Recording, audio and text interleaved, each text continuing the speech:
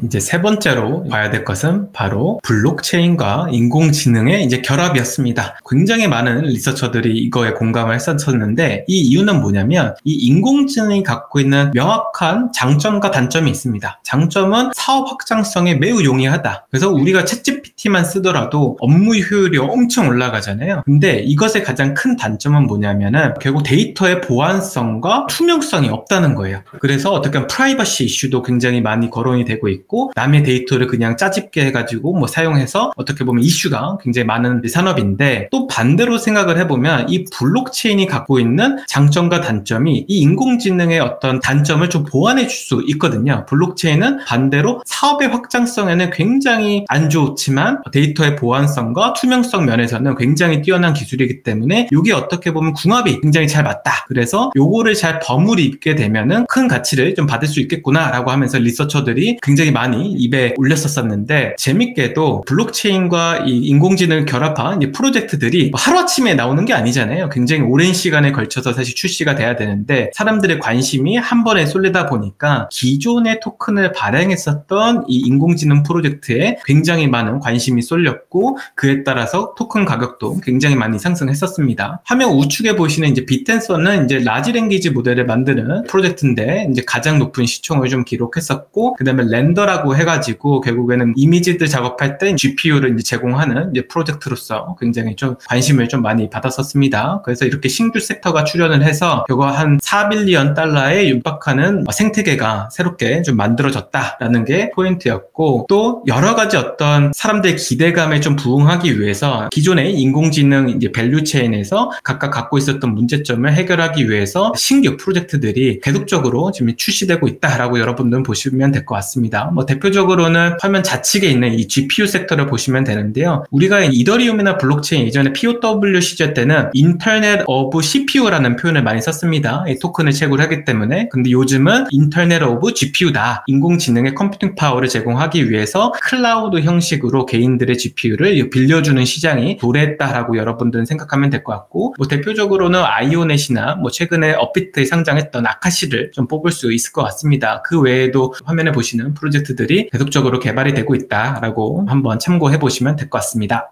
네, 그러면 이제 어떤 기술들이 시장에서 논의됐는지 알아봤으니까 그럼 우리 가장 중요한 게 있잖아요. 그러면 얼마를 벌 수 있었냐라는 게 사실 가장 중요한 포인트고 이 시청자들이 궁금했던 사항인데 하나씩 살펴보면요. 화면 좌측에 보시면 모듈러 섹터의 이제 수익률이 좀 집계가 됐습니다. 화면에 보시면은 뭐 셀레스티아부터 여러 가지 어떤 프로젝트들이 있는데 이 모듈러 블록체인이 시장의 관심을 상반기에는 많이 받았는데 이 점점 시간이 지나면서 사람들 머릿속에서 잊혀지기 좀 시작했었습니다. 그래서 수익률이 비트코인은 49% 올랐는데 그 반면에 모듈러 블록체인은 한 20% 가까이 이제 떨어졌으니까 굉장히 퍼포먼스가 좀 좋지 않았다라고 좀 정리할 수 있을 것 같고요. 뭐 두 번째로 우리가 봤던 이런 리스테이킹 섹터로 인해서 이 아이견 레이어가 이 디파이 시장 전체를 활발하게 좀 만들었었거든요. 그래서 이더리움 생태계의 이제 디파이들의 수익률을 보면은 11%로 비트코인보다는 조금 떨어지는 성적을 좀 냈다라고 여러분들은 좀 생각하시면 될 것 같습니다. 뭐 마지막으로 보면은 바로 AI와 이제 딥인 섹터인데 생각보다 잘 갔습니다. 그래서 어떻게 보면 비트코인보다 월등하게 수익률이 높은 섹터 중에 하나다라고 여러분들이 좀 보시면 될 것 같아요. 거의 90%에 육박한 수익률을 냈더라고요. 개인적으로는 프리미엄이 좀 많이 껴있지 않나라는 생각도 많이 들고 있습니다. 저도 이제 지금 나와 있는 AI는 새로운 모델이라기보다는 뭐 몇 가지 빼고 스토리 프로토콜이나 아니면 아이오넷 같은 경우는 뭔가 새로운 거를 첨가해서 나온 모델인데 아카시라든지 뭐 렌더라든지 이런 것들은 비교적 구모델에 가깝다고 저는 생각을 해서 AI는 뭔가 돌파구가 좀 필요하지 않을까 싶고요. 근데 재밌게도 리서처들이 다 같이 놓친 한 가지가 있었습니다. 그것은 바로 민코인이 시장에서 이렇게까지 잘 될 줄 몰랐던 거죠. 그래서 민코인의 수익률을 보시면 동아님 이거 몇 프로인가요? 제 눈이 잘 안 보여서. 이 민코인 지금 525.5%. 6배가량 이제 가격 상승을 좀 보였었습니다. 주목하셔야 되는 게 뭐냐면 다른 데는 다 플러스가 있고 마이너스가 있어요. 그래서 이 섹터의 수익률이 종목을 잘못 정하신 분은 이렇게 안 나올 수 있어요. 근데 민코인은 마이너스가 없어요.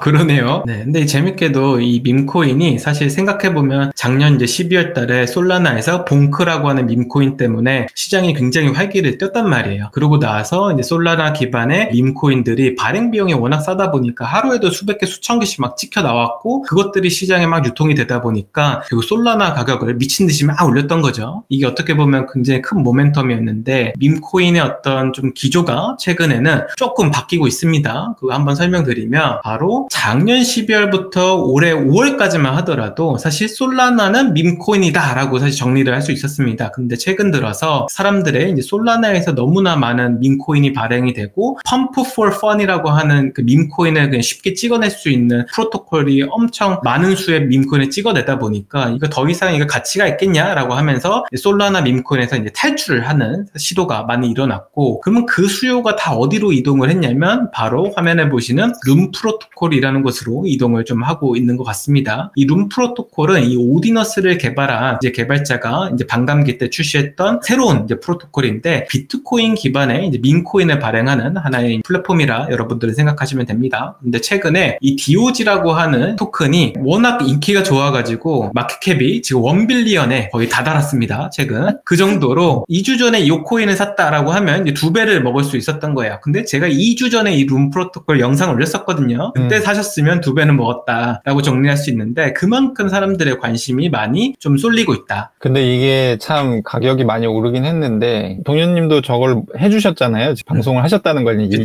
전에. 근데 여기에 인생을 거는 사람들은 많지 않기 때문에 아마 수입을 봤어도 소액이 10배 올라서 10배 더 넣을 걸 뭐 이런 아마 후회를 하고 있지 않을까. 제가 그렇습니다. 제가 영상 올리고 나서 이 자가 포모라고 아세요? 스스로 포모가 온 거야. 영상 만들면서 어이씨 이거 너무 좋은데? 라고 하면서 제가 이제 손이 좀 작아가지고 막 몇 억씩 넣어야 되는데 100만 원, 200만 원 이렇게 넣어봤어요. 정확히 말하면 한 300만 원 넣었습니다. 근데 600이잖아요. 그럼 좋아야 되거든요. 아 좋지. 그치.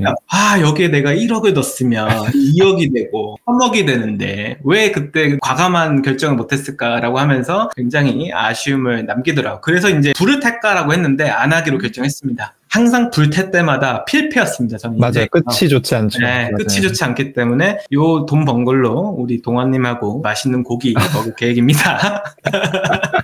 네. 해피엔딩이네요. 네. 소고기로 그냥 맛있게 먹으면 됩니다. 근데 재밌는 건 뭐냐면 이렇게 룸 프로토콜이 활성화됐다 보니까 사람들이 이 밈코인 투기 아니냐, 솔라나 밈코인도 투기였고 비트코인 기반 밈코인도 투기 아니냐, 이거 시장에 뭐 어떤 좋은 점을 갖고 오냐라고 이렇게 반문하시는 분이 좀 많더라고요. 근데 재밌게도 데이터를 보면은 또 해답을 좀 드릴 수 있을 것 같습니다. 화면에 보시는 거는 이제 비트코인 네트워크에서 거래를 나타내는 표입니다. 근데 이제 반감기 이후에 룸 프로토콜이 출시됐다고 했잖아요. 근데 반감기 이후에 이 비트코인의 거래 대부분이 전부 다 룸 프로토콜에서 일어났더라고요. 그래서 45%의 점유율을 좀 가질 수 있었다. 그래서 대부분의 이 채굴자의 수익이 어디서 오냐라고 하면은 전부 다 룸 프로토콜에서 받을 수 있었다라고 좀 정리할 수 있을 것 같고, 재밌게도 이 룸 프로토콜이 2023년도에는 오디너스 때문에 좀 수익률이 많이 올라갔고 채굴자들의 2024년도에는 이 룸 프로토콜 때문에 수익률이 더 올라가고 있습니다. 근데 이 채굴자들의 수익률이 굉장히 중요한 게 뭐냐면 비트코인 채굴하는데 수익이 안 되면은 채굴자들이 떠납니다. 그럼 떠나게 되면은 자연스럽게 비트코인 네트워크의 보안성도 떨어지는 것이고, 비트코인의 보안성이 떨어지면 비트코인 가격이 떨어질 수밖에 없는 거죠. 가치를 잃는 것이다 보니까. 그러다 보니까 어떻게 보면 이 밈코인이 결국 채굴자들의 수익을 높여주는 촉매제 역할을 하면서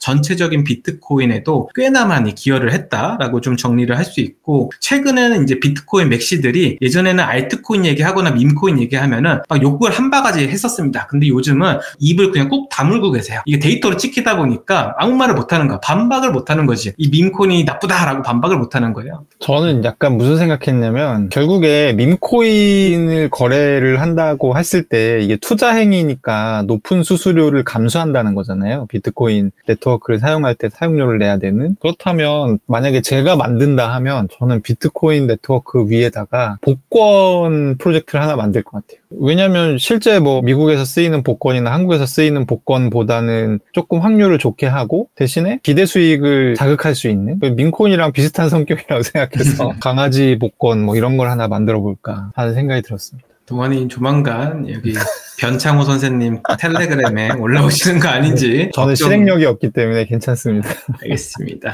마지막으로 좀 얘기하고 싶은 거는 바로 시장을 주도하는 것은 결국 비트코인이었다라고 좀 정리를 좀 해볼 수 있을 것 같아요. 비트코인의 그 퍼포먼스가 50%가 넘어갔고 대부분의 알트코인보다 이제 좋은 성적을 좀 거뒀죠. 그리고 비트코인 ETF로 인해서 굉장히 많은 시장의 활기를 또 만들기도 했습니다. 동환님은 이거 어떻게 생각하시나요? 일단 이거는 이미 일어난 일이고, 사실 이제 투자자들은 이미 일어난 일에 대해서 되게 시큰둥하잖아요. 과거에 딱 1년 전에 블랙록이 우리가 ETF 할게. 그때 비트코인 가격이 25,000달러였어요. 그러니까 쉽게 얘기하면 그때 샀어도 3배 먹었어요. 비트코인만 들고 있었어도. 근데 지금 그게 어떤 과정을 거쳐서 이제 3배가 올랐는지, 3배 가까이 올랐는지가 이 두 장의 장표에 지금 그려져 있는 것이죠. 그래서 이제 이더리움 현물 ETF가 나왔을 때도 이런 전철을 밟게 되면 이더리움도 이제 전망이 좀 밝아질 수 있다라고 보는 것이고, 저희가 오늘 굉장히 많은 수익률 얘기를 하지 않았습니까? 그래서 밈코인 얘기도 하고 뭐도 얘기했는데, 사실 일반 투자자들이 얘기를 새겨들어야 될 부분은 오히려 이런 부분이 아닌가. 아무런 위험 부담 없이도 3배 가까이 수익을 낼 수 있었다. 비트코인에는 밈코인에 자기 시드를 다 넣을 수는 없지만 비트코인에 전체 시드를 넣는 건 가능하잖아요. 이제 그런 부분들에 대해서도 인지를 하시는 게 좋을 것 같다 라는 말씀을 드립니다. 네, 하반기에는 어떻게 시장이 흘러갈 거냐, 저도 한번 영상 찍기 전에 고민을 해봤는데 재밌게도 저는 이 장표를 좀 다시 좀 보여드리고 싶어요. 이번 상승장은 지난 상승장과 한 가지 차이점이 좀 있었습니다. 그것은 뭐냐면 컨슈머 섹터가 힘을 못 받고 있다는 거예요. 2021년, 2022년도에는 여러분들이 사용하시는 어플리케이션이 굉장히 큰 가치를 받았거든요. 대표적으로는 엑시 인피니티 같은 게임이나 아니면은 스테판 같은 무브 투어한 어떤 앱들이 시장을 거의 주도했기 때문에 신규 유저들이 굉장히 많이 들어왔고, 거기서 나오는 자금들이 생태계 선순환되면서 굉장한 많은 부가가치를 창출을 했는데, 이번 시장은 컨슈머 앱들이나 컨슈머 섹터가 힘을 못 받고 있습니다. 그러면 이번 시장의 컨슈머는 어떤 것인가, 컨슈머 토큰은 어떤 것인가 라고 했을 때 많은 리서처들이 밈코인이다 라고 정의를 좀 하고 있습니다. 결국에는 컨슈머라고 하는 섹터는 신규 유저들을 유치해가지고 자금이 생태계에 원활하게 돌게 만드는 역할을 하는 거거든요. 근데 이 솔라나에서 봉크를 시작으로 여러 가지 밈코인이 솔라나의 가치를 올렸을 뿐만 아니라 생태계 전반적으로 영향을 많이 줬습니다. 밈코인이 잘 되기 때문에 밈코인을 거래하는 어떤 덱스들, 예를 들어서 주피터 같은 어그리게이터들이 굉장히 큰 수익을 발생을 하면서 유니스왑하고 비슷한 가치를 현재 받고 있는 기이한 현상을 좀 보이기도 했으니까요. 얼마나 이런 밈코인 자체가 이제 컨슈머 사이드를 굉장히 자극하는지 좀 알 수 있습니다. 그래서 이번 하반기에는 결과적으로 컨슈머 섹터가 게임이나 여러 가지가 성적이 좋지 못한다고 하면은 결국에는 이런 밈코인들이 신규 유저들을 끌어들이고 자금을 이렇게 돌리는 역할을 좀 하지 않을까라고 하는 좀 전망을 좀 공유드리는 바입니다. 네, 오늘은 2024년 이제 상반기 결산을 동환님과 해봤습니다. 여러분들과 유익한 내용을 좀 공유할 수 있어서 굉장히 행복했고요. 디파이 농부 조선생은 더 좋은 내용으로 여러분들께 찾아뵙도록 하겠습니다. 오늘도 감사했습니다. 빠이! 안녕.